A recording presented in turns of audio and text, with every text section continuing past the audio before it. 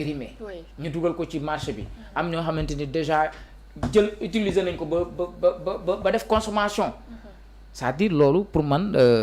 na gouvernement bi jël encore une fois ses responsabilités. te est-ce que sax communiqué bi mën na delloo si waat confiance bi Sénégalais yi am ci cette marque. non c'est-à-dire am na yoo xam moment bu xësee ba dem c'est fini. luñ ñëwaat c'est-à-dire pour nga rétabliraat la confiance dafay jafe de mais nag Sénégal aussi li Cheikh Omar di wax comme rido mayga yàlla loolu moom c'est terme la yow comme rido mayga wallaay du ñu contrôler rien du tout nit ñaa ngi dee xamuñu lu leen rey ñu naan yàlla leen rey nangam et cetera dugg fii non moo tax wute nañu ak tubaab yi yii bu doon ay dëkk tubaab la c'est peut-être nga xam ni tubaab yi duñu jouer sax ak yenn yi kon moo tax ma ni nañu gën a effectivement gën a accentuer également ak lépp loo xam daal dafay concerner dundu doomu aadama man pour man l'État du Sénégal à travers ses services compétents war nañ ci am taxawaay bu mat sëkk. voilà Cheikh Omar luy sa gis-gis ci mbir mi jëm ci ARP ak la marque Softcare. waaw d'abord balaa may ñëw sax ci ay marque beeg da am loo xamante ni c'est une réalité. et j'en profite également pour faire un plaidoyer. pour sunu sœurs yi nga xam ni ñoo nekk ci kaso yi. parce que am na sax ñoo xam ni année boo xam ni dañ doon organiser pour collecter ay serviettes hygiéniques en faveur de ces femmes qui sont en détention donc boobu sax maa ngi woon rajo ma waxal leen ko am benn commerçant bu nekk Sandaga comme dégg na ma mu yëkkati woon ay carton may leen ko mais du doy surtout que tey nit ki bu fekkee mu ngi ci kaso amul benn activité financière dundam ñoŋeewul noonu te tey dans les prisons des femmes moo xam bu Rufisque moo xam bu camp pénal et partout au Sénégal war nañu xool ban assistance lañ leen mën a apporter pour que ñu mën a am ay nu mu tudd serviette hygiénique loolu benn plaidoyer la bu may def beneen plaidoyer bu may def c'est en direction du ministère de l'éducation nationale mais aussi des collectivités territoriales parce que sëriñ jigéen dafa am lu ko yàlla bindee dafa am âge bu muy toll dafay gis mbaax tey bëri na ñoo xam ni ay xale lañ nekk école primaire commencé diggante bi ñuy génn primaire bay dugg collège ñu ngi commencé di dugg ci benn âge boo xamante ni parfois xamuñu sax ci lan la ñu confronté wu et ça constitue benn gêne ci ñoom ak benn psychose donc man je lance aussi un plaidoyer pour que ci ministère de l'éducation nationale wala aussi à travers des partenaires nan lañ mën a fexe ba dans les collèges parce que jigéen ñi dañuy soxla benn intimité te parfois xale yi dañuy am difficulté pour am ay serviettes hygiéniques beneen plaidoyer bi je vais vous le dire nos écoles là Serigne les toilettes laisse tomber ça moom j'y insiste parce que j'ai fait tous mes études dans le public donc ñu war a gën a bàyyi xel sunu sœurs yi loolu man sama plaidoyer personnel beneen bi balaa may ñëw sujet bi dama lay wax Serigne ñun suñu génération dañuy waxtaan Sénégal ñun bu ñu doon kuus dañ ñu doon ngemb yéen ak may dégg yéen ñun suñu génération yaa ngi dégg dañ lay jëndal benn mbuusu toile bu jaune wala bu bleu sa yaay dem wut benn Lagos di la ko ngembee yaa ngi dégg soo paree ñu fóot say laytaay nga am mbuus amoo problème mais loolu mooy dëgg mais génération bii mujjee juddu ñoom ñoo fekk ay kuus te am na si ñoo xam ne moom civilisé wuñu dara kuus yi comme ay hamburger fu ne lañ koy laxas ma loo tax sax bëggatuma lekk hamburger foo tourné. bul yàq suñu xel. non dañuy waxtaan man xam nga man sama waxtaanu Sénégal laay wax balaa may ñëw ci affaire te dinaa ci ñëw. je vous dis culturellement nous bu njëkk ba ay yii amul woon. dëgg la. da nga doon am sa doom mu am genre kuus bu am mbuus bu zone bi xaw ma juróom la doon jar xaw ma. sa yaay amal la ko daal wut ay laytaay. takk la ci. yaa ngi dégg. bu baax. boo tuuree dugub. mu laab la defar la ba nga baax. doon am ay mbootu mais léegi génération bi léegi amul léegi nag beneen problème bi je vous le dis état dafay sérieux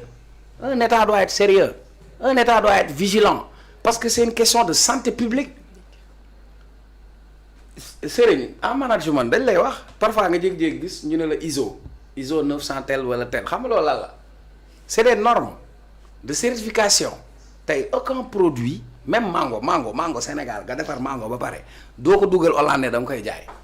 parce que dañ koy saytu xool ko parce que dañu am ay normes de qualité. mais léegi par exemple pour les couches léegi dëkk bi foo tourner am na ko yor magasin di jaay couche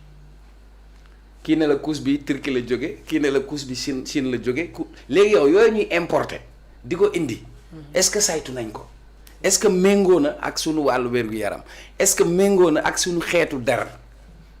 est-ce que méngoo na ak par rapport ak suñu climat moi j'ai vécu l'expérience sérieux moi je suis papa je suis en train de vivre les plus beaux moments de ma vie je change les couches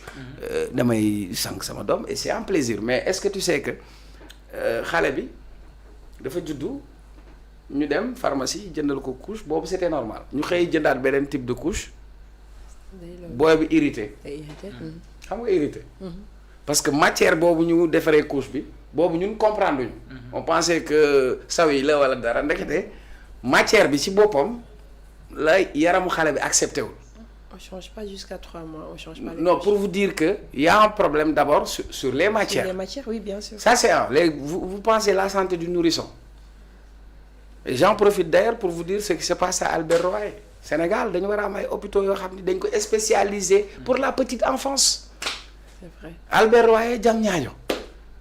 loolu dañ ci war a gën a taxaw mais tey lii nga xam ni moo fi am ñaari communiqué c'est contradictoire. Si. c'est C'est Il très faut pas que nous contradictoire. qu'on se joue de nous quoi ñun yàlla moo ñuy dimbali rek Sénégal barki alxuraan karim ñun li ñuy lekk li ñuy naan ñun yàllaa ñuy dimbali rek Surtout yàlla. ku mu neex nga indi sa zi jaay yow judd nga fi ñu fi jaay jëm ki nag faster kalaak ak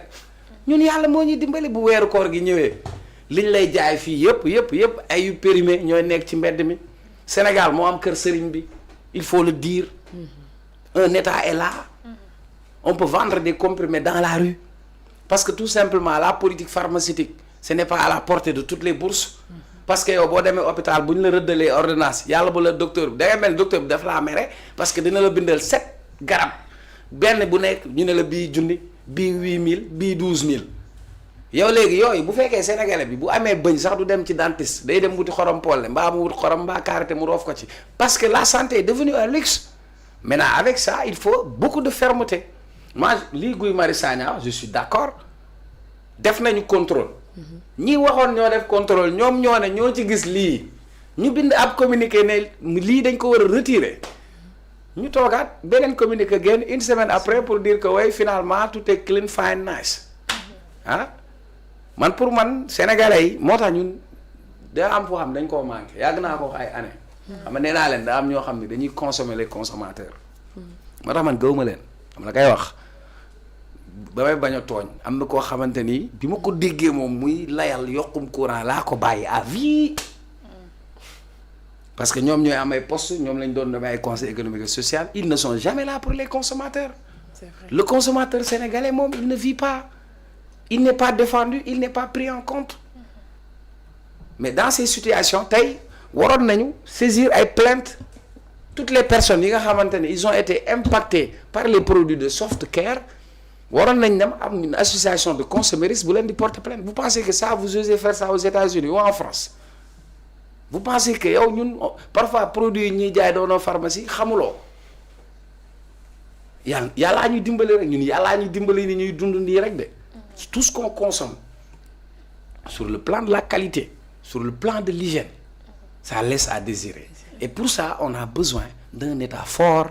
mais qui s'il faut taper nga taper entreprise bi bu defee lii léegi est-ce que mesurer nañ impact bi ñaata personne la indil ay problème yi mu indi est-ce que mënul jur leneen qu'est-ce qui va nous le dire léegi yow Sénégal da ngay ubbi sa usine sax di polluer nit ñi di feebar y a pas de problème yàlla na yàlla yërëm sénégalais ñun nag suñu génération li ma wax ne moo ko de ay